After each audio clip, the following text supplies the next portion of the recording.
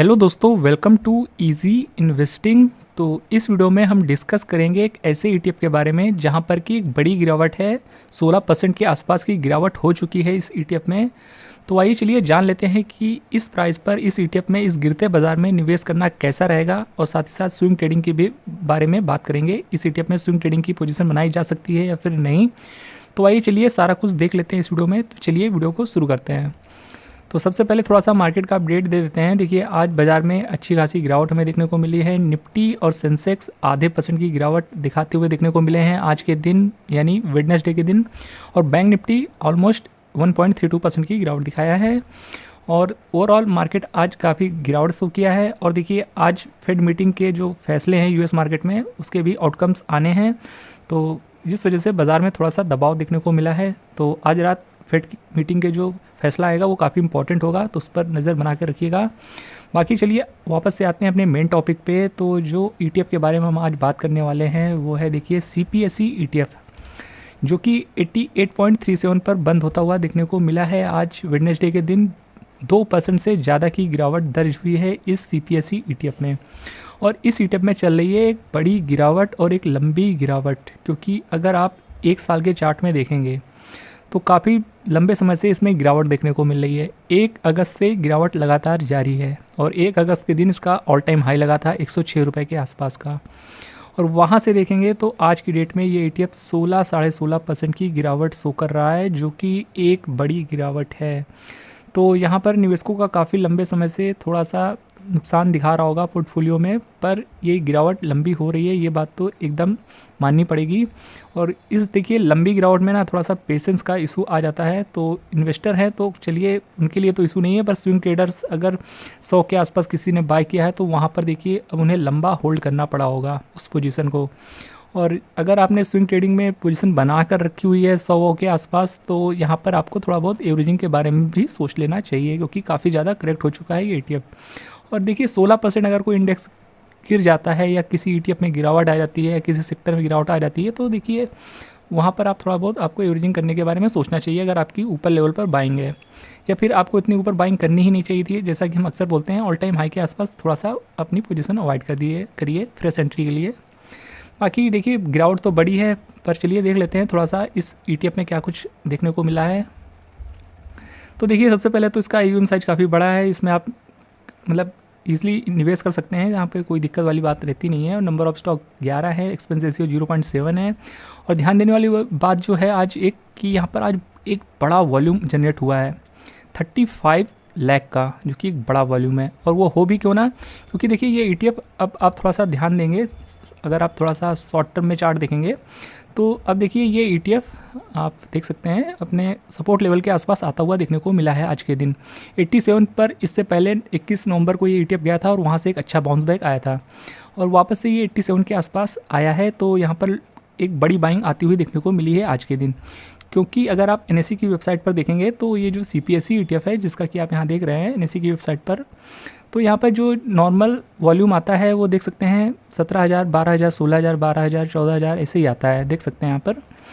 और कभी कभी बड़ा वॉल्यूम आता है, पर देखिए जनरली यहाँ पर 15 लाख के आसपास वॉल्यूम आता है, 10 से 15 लाख के बीच। और आज एक बड़ा वॉल्यूम जनरेट हुआ है, तो जाहिर सी बात है यहाँ पर एक बड़ी बाइंग हुई है। और जब भी किसी ETF में एक बड़ी बाइंग होती है तो वहाँ से एक रिकवरी आने के चांसेस ज़्यादा होते हैं, ऐसा मैक्सिमम केस में देखा गया है। तो यहाँ पर एक बार फिर से उम्मीद जताई जा सकती है कि यहाँ से ही, यानी इस लेवल से एक अच्छा बाउंस बैक आने वाले समय में देखने को मिल सकता है।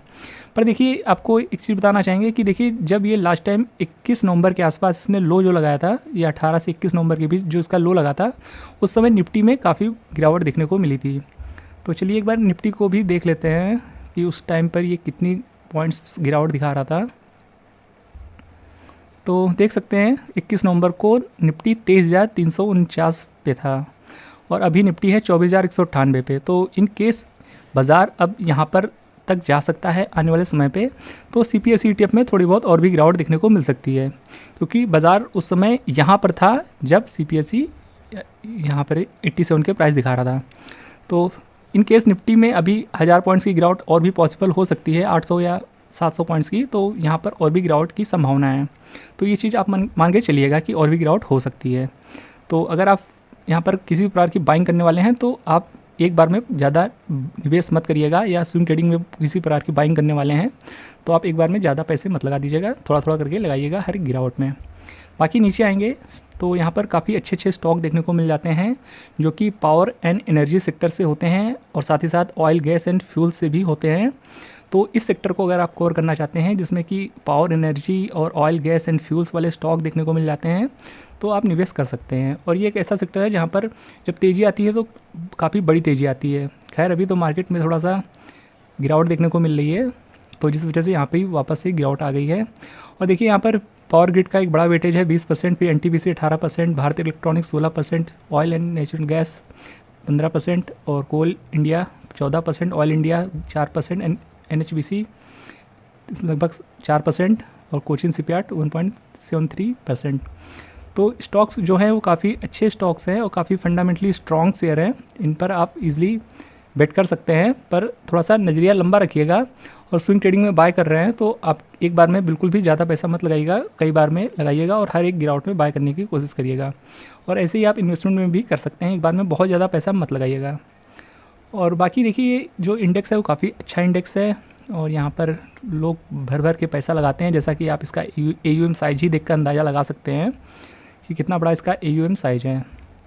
बाकी NSE की वेबसाइट पर आएंगे तो यहाँ पर आपको सारी डिटेल्स वगैरह देखने को मिल जाती है, क्योंकि इसके पास के रिटर्न वगैरह आप यहाँ पर चेक कर सकते हैं। बीते एक साल का जो रिटर्न है वो 57% का है, तो काफ़ी बड़ा रिटर्न रहा है। 5 साल का CAGR भी 31% का है। हालांकि लंबे समय में देखेंगे तो उतने अच्छे CAGR नहीं दिखेंगे, यहाँ पर 16% का CAGR दिखेगा जब से ये इंडेक्स आया है।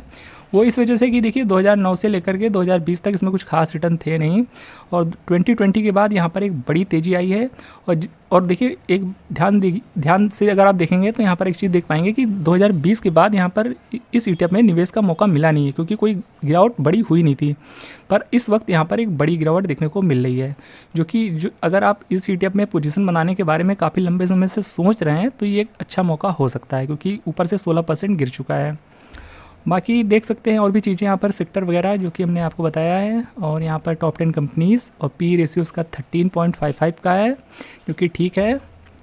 बाकी ये अगर आप यहाँ पर लंबे समय के लिए बने रहेंगे तो यहाँ पर आपको कोई इशू उतना देखने को नहीं मिलेगा। यहाँ पर आप अच्छे रिटर्न की एक्सपेक्टेशन कर सकते हैं लॉन्ग टर्म में, और ऊपर से करेक्ट भी अच्छा खासा हो गया। बाकी देखिए इस ETF के बारे में लगभग हमने सारी चीज़ कवर कर ली है, तो अगर आप इस ETF में निवेश करने वाले हैं तो एक बार अपने तरफ से भी अच्छे से एनालिसिस कर लीजिएगा, उसके बाद ही निवेश करिएगा।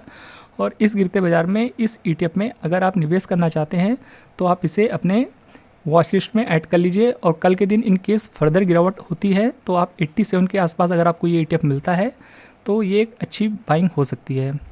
बाकी इसे अपने राडार में रख सकते हैं और इसमें फर्दर अपनी एनालिसिस करके निवेश कर सकते हैं। तो ये था आज का एक अपडेटेड वीडियो इस ETF के बारे में जो कि CPSE ETF है।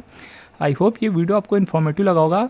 तो वीडियो पसंद आया हो तो वीडियो को लाइक जरूर कर दीजिएगा, और ऐसे वीडियोस को देखते रहने के लिए चैनल को सब्सक्राइब करना बिल्कुल भी मत भूलिएगा।